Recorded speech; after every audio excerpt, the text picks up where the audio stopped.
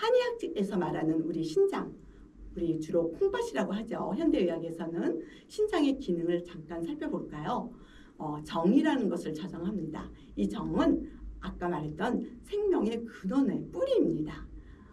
어려운 부분이긴 하지만 그렇게 알고, 그리고 이 콩팥을 하는 일은 생식과 우리 반려, 성장, 그런데 노화하고도 주관된다고 합니다. 그리고 우리 몸속의 수분 조절하는 대사 조절에 아주 좋은, 아주 기능이 좋으면 활성화하지만 그 기능이 떨어지면 물을 많이 먹어도 흡수가 잘 안 돼서 나는 계속 물을 많이 먹는데 왜 이렇게 피부가 건조하고 그런 증을 느낄 수 있다고 합니다. 그리고 세 번째, 골수와 뇌를 주관한다고 합니다. 그리고 귀는 여기는 치아 이자예요. 귀 이자가 아니죠. 치아와 또 통한다고 합니다. 약간 이건 신경학적인 부분인데요. 귀 부분에 이 치아와 통하는 신경들이 많이 있습니다. 그래서 귀도 우리 치아와 통한다라고 나와 있고요. 정신적으로는 의지력과 집중력도 담당을 한다고 합니다. 그래서 한의학적으로는 생명의 에너지, 그리고 수분 대사, 생식, 그리고 아까 골수, 청력, 그리고 몸과 마음의 근본을 관리하는 시스템을 신장이라고 말을 하고 있고요. 현대의학에서는 혈액을 정화하거나 배설, 그리고 우리 몸의 균형, 이온화, 전해질 균형을 잡을 수 있고 혈압을 조절할 수 있고 호르몬을 담당할 수 있는 생리적 장기라고 현대의학에서는 이렇게 말을 한다고 합니다. 자, 그러면 오늘은 귀가 말해주는 나의 내 몸과 마음에 대해서 잠깐 빨리 섬적하고 지나볼까요? 자, 내 귀를 한번 찾아보실까요? 자, 이렇게 큰 귀는 선천적인 기혈이 좋고 체력이 튼튼하답니다. 성격도 참 좋으신 분이긴 하지만 이런 사람들이 주의할 질환이 있다고 해요. 주로 신장 관련된 질환을 조심하라고 합니다. 그리고 작은 귀도 체질적으로는 선천적으로 기력이 좀 부족한 사람이래요. 자, 그거 아셨나요? 우리의 신장의 크기는 내 귀의 크기와 비례가 된다라는 말이 있어요. 자, 내 귀를 한번 살펴보시고요. 자, 작은 귀는 기력이 부족하고 피로감을 잘 느끼면서 예술적인 기질이 있지만 자신감이 좀 부족할 수 있다고 해요. 이런 작은 귀를 가진 사람이 주의해야 할 질환은 주로 냉증, 생식기능 저하라든가 신경계 이상, 그런 쪽으로 주의를 하시면 된다고 합니다. 그리고 여기 그림에 보듯이 귓불이 돌출된 귀 보셨죠? 이런 분들은 기본적으로 귀는 크지만 귓불이 울퉁불퉁해요. 귓불 아시죠? 이런 사람들은 체력은 좋고 회복력이 빠르지만은 정서에 기복이 좀 크다고 합니다. 그리고 경계심, 그리고 자존심이 강한 사람이라고 합니다. 이런 사람이 주의해야 할 질환은 혈압, 순환계 질환, 그런 질환을 조심해야 된다고 합니다. 그리고 귓불이 축 늘어진 우리가 말하는 부처님귀 아시죠? 이런 분들도 기본적으로 기력, 힘이나 정력, 그런 생명력이 아주 강한 사람이라고 해요. 그렇지만 감정 표현이 부족하고 보수적인 성격이라고 해요. 이런 사람이 그거 해야 될 질환들은 주로 고지혈증, 혈압 관련된 질환이라든가 당뇨, 그리고 관절통, 그런 쪽에 주의를 하셔야 된다고 합니다. 그리고 얇고 마른 귀, 되게 약한 체질이에요. 그래서 몸에 물론 근육력은 없는 편이죠. 이런 분은 마음은 참 내면은 깊고 따뜻하지만 체력이 너무 약해서 결단력이 부족하다고 합니다.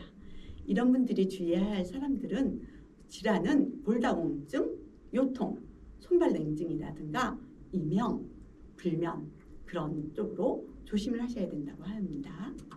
자, 그리고 둥근 귀, 이건 아주 건강하고 이런 귀면 마른 질환이 안 올 것 같은 귀라고 얘기를 하는데, 그럼에도 불구하고 관리를 잘못하거나 그러면 생길 수 있는 질환은 이런 귀도 혈압, 그리고 부종, 몸이 잘 붓는데요. 그리고 비염이나 기관지 쪽으로 조심을 하셔야 된다고 합니다. 그리고 발칸기, 우리 동화책에서 임금님 기는 당나귀 기 그림을 한번 보신 적이 있으신가요?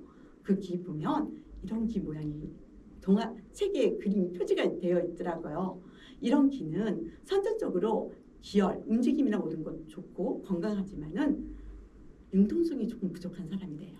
그래서 서로 인간관계에 거리감을 많이 갖고 있는 그런 단점을 가지고 있다고 해요. 이런 기를 가진 사람이 주의할 부분은 불면증, 두통, 부정맥, 비염, 과민성 쪽의 질환들을 조심해야 된다고 합니다. 자, 눈썹이 기보다 높은 기 보셨죠? 이런 분들은 뇌 활동이 활발해야 된대요. 성격은 차분하고 그렇지만은 감정 표현이 좀 부족하다고 합니다. 이분 역시도 불안장애나 완벽주의가 때문에 강박성을 많이 갖고 있다고 합니다. 그래서 주의할 것은 위염이나 두통, 갑상선 기능 저하증 이런 쪽으로 조심하셔야 될 기라고 합니다. 그리고 눈썹보다 낮은 기 보셨죠? 이분은 주로 소화기 쪽에 질환이 많이 올 수 있다고 해요. 성격은 겸손하고 공감도 잘하는 성격이지만 결단력이 부족한 부분이 있다고 합니다. 그래서 이런 분들은 생리불순이나 소화기 질환, 손발냄증, 저혈압 이런 쪽을 조심하시면 됩니다. 자, 마지막으로 오늘 이 시간 마지막 파트인데요. 자, 우리 귀를 보면서 내 귀가 어떻게 되어 있나 들여다볼 수 있는 기회가 없으셨죠? 자, 우리 귀는 외이, 바깥에 있는 귀와 중이, 가운데 귀, 속이, 내이, 속귀 이렇게 세 개로 구분은 되는데요. 자, 귀 밖에서 우리 귀로 들어가는 그 구멍, 그걸 외이도, 귀로 들어가는 길을 외이도라고 하는데 귀 밖귀와 그 외이도, 그 길까지가 바깥귀, 외이라고 해요. 얘가 하는 일은 주로 우리가 소리를 이렇게 얘기를 하면 소리를 푹 귀를 통해서 들어가다가 고막을 탁 하면서 고막까지 소리를 전달해주는 역할을 합니다. 그리고 중이는 여기 그림에 보시다 보듯이 세 개의 이소골이 있어요. 세 개의 이소골이 있는데 그 고막에서 소리를 진동을 탁 받아서 이소골이 움직이면서 그 고막에서 받은 소리를 증폭시켜주는 역할을 중이가 합니다. 근데 우리 중이에 많이 걸리는 질환 있죠? 우리 아이들이나 포감기가 많이 걸렸을 때 병원에 가면 이 아이가 무슨 병이에요? 중이염이에요. 이런 얘기 많이 들어보셨죠? 이 부위에 생기는 병입니다. 중이에서 생기는 병을 중이염이라고 하는 거예요. 자, 내이는 그림에 보시다 보면 세방고리반과 달팽이관이 있습니다. 그리고 잠깐 보면 유스타키오관이라고 했는데 중이에서 약간 우리 산에 올라갔을 때 어떻게 압이 차면 귀가 멍멍해지죠? 네, 그 멍멍한 그 상태의 압을 조정하기 위해서 밑에 이렇게 보면 유스타키오관이라고 있어요. 그 관은 우리의 호흡과 폐로 연결된 기관이에요. 그래서 산 위에 올라갔을 때 귀가 멍멍해졌을 때 이 통로가 잘 소통이 되면은 귀의 멍멍함을 해소하고 그렇게 오는 멍멍함을 줄일 수 있다고 합니다. 자, 그리고 달팽이관과 세방고리반. 달팽이관은 우리의 뭐죠? 우리의 소리를 뇌신경까지 보면 청신경의 울림을 전기화해서 청신경까지 보내는 거예요. 청신경까지 보내서 뇌에 그 신경을 전달해 주는 역할을 하고요. 세방고리반은 우리가 움직였을 때 균형을 잡아줄 수 있는 부분이라고 합니다. 자, 그래서 이렇게 우리가 해부학적으로 귀를 세 군데를 이렇게 봤는데요. 그러면 요즘 많이 생기는 이명은 어디 외에서 생긴 문제일까요? 중에서 생긴 문제일까요? 뇌에서 생긴 문제일까요? 어디에서 생긴 문제라고 생각되세요? 자, 이 부분은 제가 다음 시간에 같이 또 우리 시간을 만날 때 이 부분은 제가 정답을 알려드릴게. 한번 생각해 보세요. 자, 마지막으로 뇌 건강은 뭐뭐가 지킨다? 뭐뭘까요? 뇌 건강은 건강이 지킨다? 아니죠. 내 건강은 내가 지킨다예요.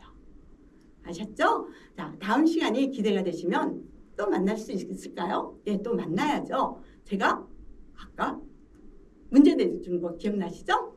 자, 그 문제의 답을 한번 생각해 보시고 다음 시간에 저랑 함께해요. 함께 할 수 있어서 감사합니다. 안녕. 아, 오늘 목이 잘 안 나왔어요. 몇 분인가요, 선생님?